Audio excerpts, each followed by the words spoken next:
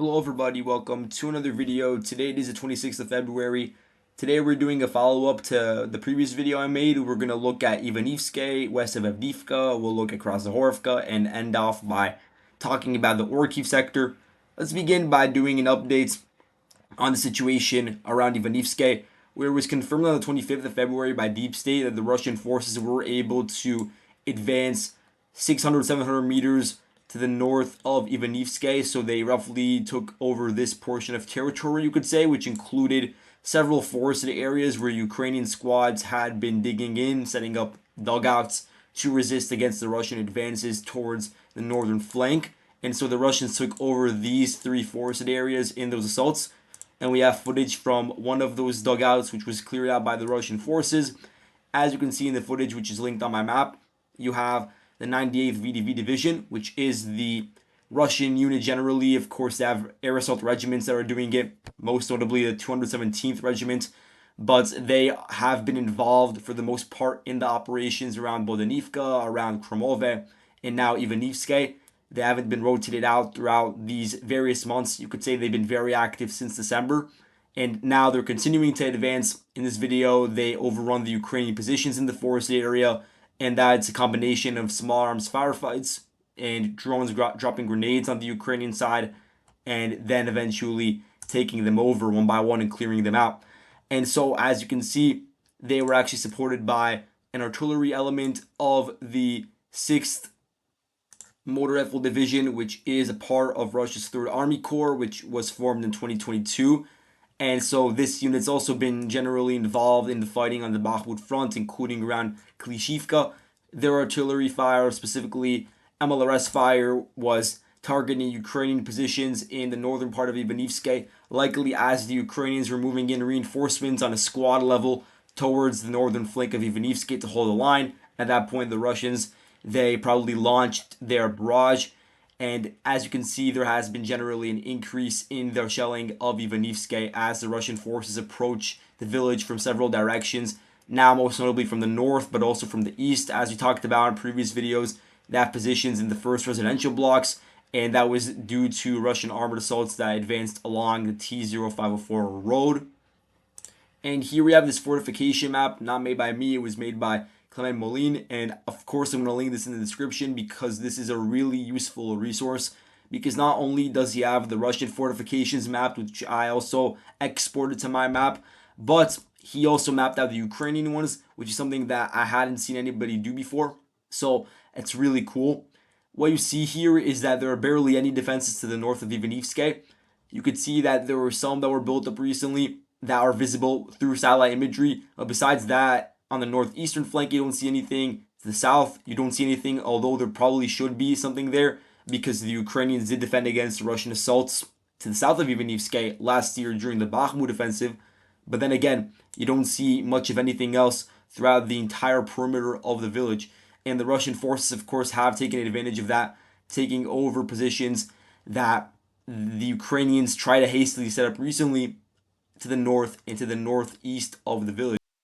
As you can see on the map, the Russian forces during the December period going into January did capture a massive portion of the defenses built up by the Ukrainians on the outskirts of Bakhmut, and that was a big reason why they were able to then branch out and attack other directions, including the Orlivka area. But even around Orlivka, there are significant Ukrainian defenses which have played a role in preventing the Russian forces from flanking the village from the south, and so now that definitely will be on the Russians' radar. And then looking even further west, the Ukrainians' main dividing line on this part of the front line is the water canal. To remind you guys, in the water canal marked in blue over here, just to the east and to the west of the water canal, the Ukrainians have repaired defenses.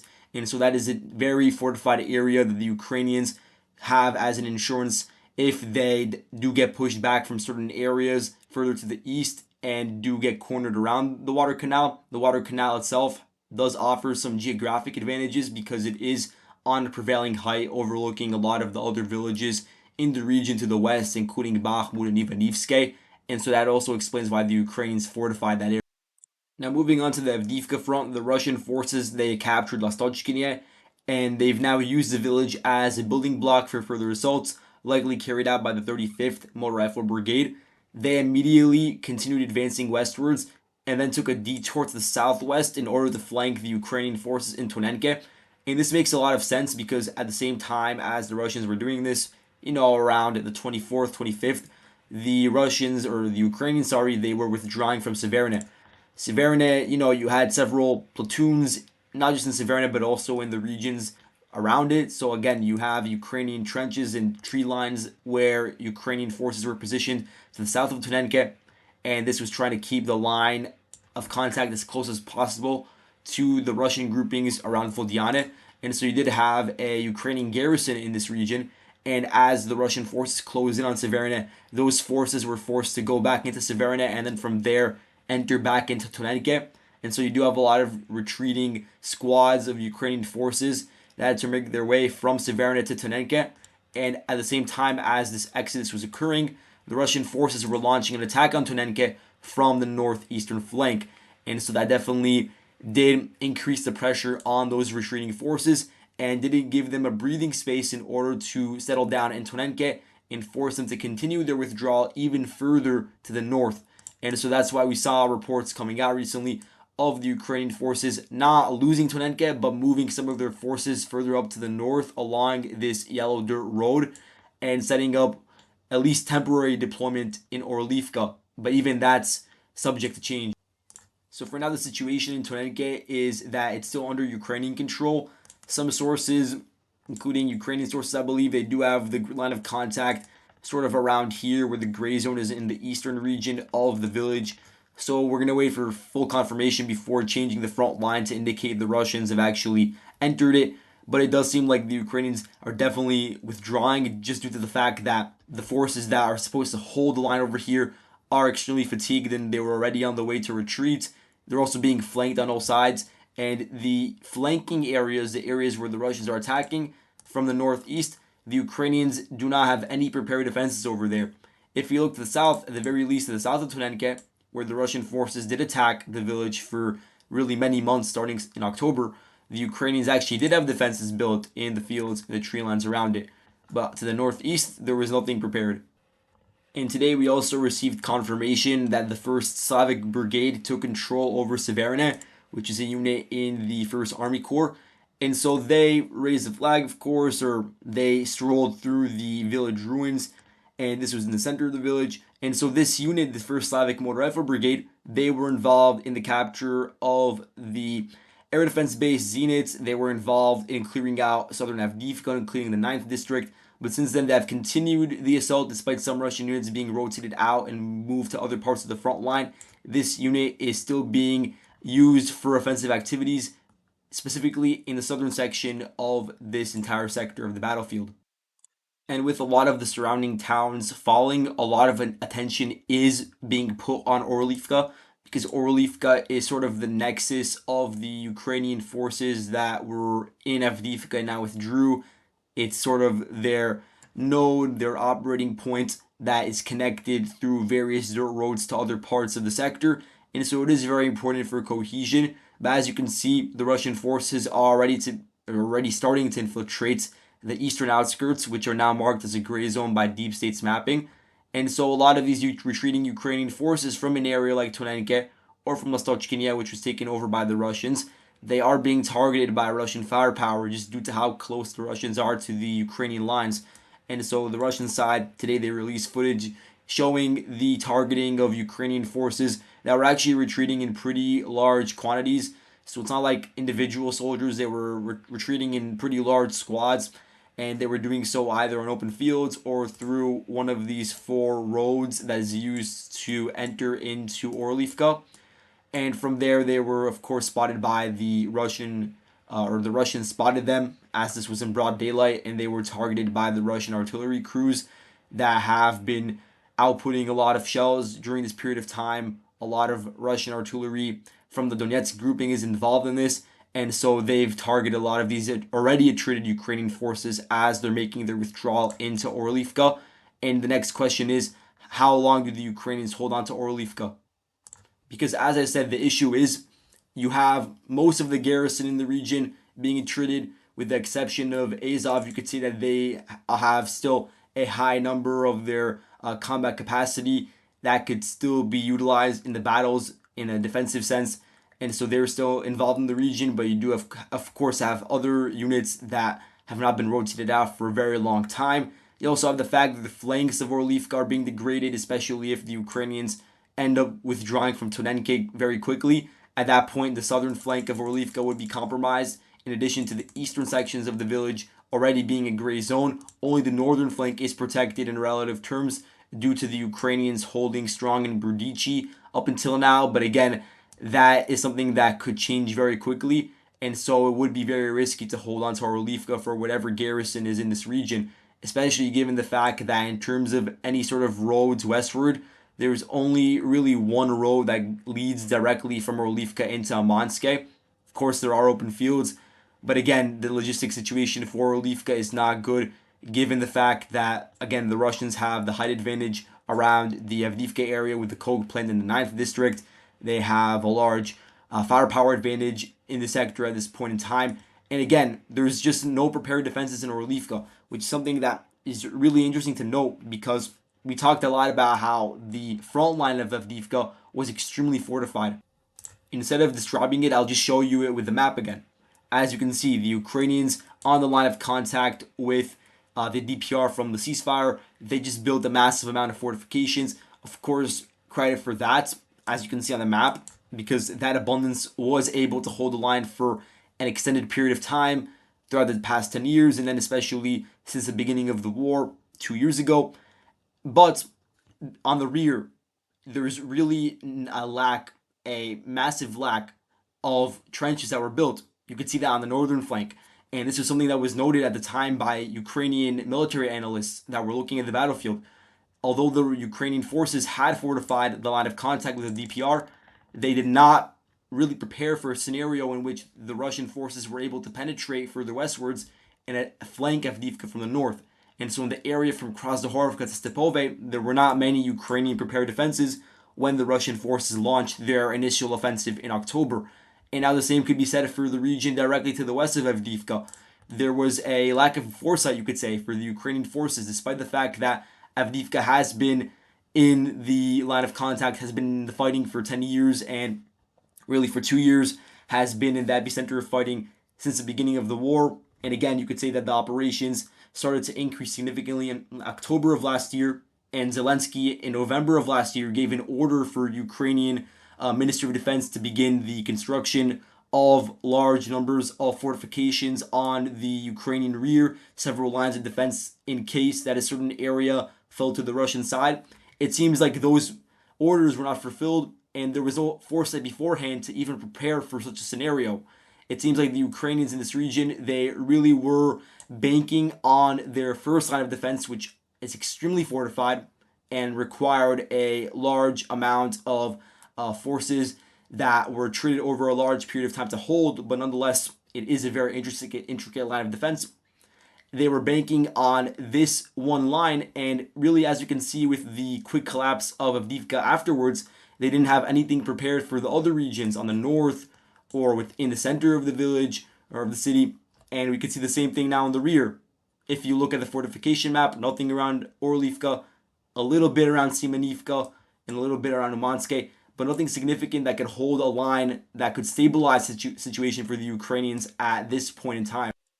If we are looking for an explanation for why Zelensky's orders from November were not fulfilled, it may have to do with the fact that, according to the Kiev Independent, because they talked about this in their reporting, talking to soldiers on the ground, some of the engineering elements that were supposed to build up these fortifications, they were actually turned into infantrymen that fought on the front line. So they were moved in to not do their actual task of building in the fortifications because the situation at the line of contact was really desperate and they were needed in order to prevent Russian advances. And by virtue of that, there was just no one left to actually build defenses. And then even if there was, then at that point in time in November, December, it was simply too close to the front line to begin construction with the Russian forces already outputting such a large number of shells and firing on a daily basis, especially what could be a very dangerous situation for Ukrainian engineers near the line of contact during the periods of broad daylight. Now, besides the Orlivka area, we'll move further north for a second. And again, Deep State reported on 4 Russian assaults from Stepove towards the Berdichi area. So Russians are still in the process of consolidating gains around Stepove, and until they do that, then they won't be able to really expand their positions in this region. So that's needed first. But yes, there is a fierce Ukrainian resistance from the 47th Mechanized Brigade holding on to Berdichi. And it's for the exact reason that I said about trying to protect the northern flank of Orlivka. And as you can see, the 47th, they've moved in a lot of their most prized resources, moved in the Bradleys, moved in the Abrams. Now we actually have the first confirmed loss of an Abrams. And this was only to be expected once they were moved to the line of contact in an area where they were receiving little artillery supports and were really in an area that the Russians have a large amount of drones just flying around. It was only a matter of time that they'd be spotted and targeted. And the fact that the 47th really felt the need to move in these Western provided weapons, and especially the Abrams, which they don't have many of, it shows the fact that they needed to compensate for the lack of fortifications with some other weapon that could provide them with necessary supports in order to hold the line for as long as possible. And so, as we can see in this geolocated footage over here, it was an FPV. First of all, Russians, they had a reconnaissance drone that discovered the M1 Abrams as it was operating in the center of Berdichi. At that point, you had FPV crews from the 15th Motor Rifle Brigade, and one of their suicide drones targeted the Bradley, or not the Bradley, but the Abrams, sorry. But it also hit a Bradley. But in regards to the Abrams, it hit the Abrams, and it caused a direct hit. And then afterwards, it's being reported by the Russian side that was hit by an anti-tank round. And so that piece of equipment was probably destroyed. And then here we have another video which shows an FPV hitting a Bradley infantry fighting vehicle. Now moving on to Krasnohorivka, there are new reports of heightened fighting. And if you recall, 2 videos ago, I talked about the importance of this town, so I won't get into it right now that much. But again, it makes sense that the Russians are attacking it. I explained why in that video. Now we're actually seeing the Russians not just assault or not just attack with firepower, but also the beginning of some movement to the south of the town. And so now, starting around the 23rd of February, the Russians started a massive bombardment of the town with Fab 500s, Fab 1500s, along with artillery and ATGM fire, and also some drone strikes targeting various Ukrainian sites, which include drone operating centers, observation posts, firing stations, and a huge amount of fortified structures. Because if you look at this town, it has an industrial zone in the center, which is filled with these large structures that are used for cover for the Ukrainians. And then in the eastern parts, you have a lot of these high-rise apartment buildings that the Ukrainians are using. A lot of them have been targeted recently by the Russian side. And some smaller Russian Telegram channels do report on actually reaching the urban areas of Krasnohorivka, probably from the south of that, I guess, but that's not verified yet. What we do know now is that the Russian forces have increased their presence along the Trudovska mine area, which is one of the largest fortified structures just to the south of Krasnohorivka, which is needed for the Russians. They need to secure that before advancing northwards along the road leading directly into the residential sections. And the Russian forces are generally advancing in the fields that are to the north of Marinka, and then from there go into Krasnohorivka. If you look at the fortification map, again, you'll understand why the Russians are attacking from the south. The line of contact with the DPR is extremely fortified, which makes sense as it was built up over the past 10 years. And then from the south, just due to the fact that it wasn't at the line of contact throughout the entire Civil War period, there's just less defenses in general being built, although it is still an area that the Ukrainians have heavily mined, and it's being defended by the 2nd Battalion of the 80th Air Assault Brigade. But you can understand why the Russian forces would pick this vector of attack over the other one. And lastly, looking at Robotyne, the Ukrainians were able to repel the Russian attack, which occurred on the 24th of February, which saw the Russians flanking the village, entering the city center, the village center, taking over the post office, dismounting large infantry squads that were brought in by BMPs. So that was really interesting because we hadn't seen any sort of Russian ability to enter into Robotyne at previous periods with their armored assaults. And so that was a first. But nonetheless, the Ukrainian defense in this region is still strong enough to the point where they could repel those attacks. So we saw as afterwards the National Guard elements that were stationed in Robotyne and the 65th Brigade, they organized their FPV crews and they conducted pretty large targetings of Russian BMPs, MTLBs, which again, also some of them were targeted by mines and ran them over and got destroyed, and targeted specific groups of infantry. And so eventually the Russian forces were unable to consolidate their gains and withdrew southwards towards the fortifications to the south of Robotyne. And these fortifications, it is good that the Russians have it under the control for their perspective, because again, it's located on a height that's overlooking much of Robotyne, overlooking some of the supply routes into the village. And again, it is a forward operating node for them now, because it is a pretty large area that could be used for some cover just because of the vast amount of trenches and coverings that it provides for the soldiers. The fact that the Ukrainians were able to reorganize and counterattack does mean their defensive capabilities are still able to conduct an active defense, and that they could still make up for, in certain cases, the lack of artillery with FPV drones. But then again, the fact that we have seen a shift in the Russian attacks from before not even being able to make it into Robotyne to now actually being able to enter in and send in a large group of forces, it does show a general trend which has been shifting in the Russian direction in the sector over the past several months. Although that trend at this point in time, it is not fully towards the Russian side, as the Ukrainian forces, of course, do exhibit strong defensive capabilities. And so that's all I have for today. Thank you all for watching, and I'll see you guys in the next video. Goodbye.